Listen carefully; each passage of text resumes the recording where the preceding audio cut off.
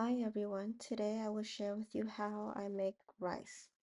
First, I get 3 cups of jasmine rice. Then I wash the rice once with water. Next, I fill the pot with water up to number 4. Last, I put the pot in the rice cooker and press cook and let it cook within 20 minutes. Within 20 minutes, you would have a pot of cooked rice. Good luck. Have a nice day. Thank you for visiting.